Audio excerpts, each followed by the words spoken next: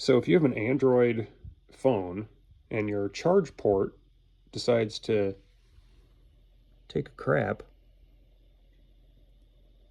and you break it, it is actually extremely easy for you to swap the little board that the port is on.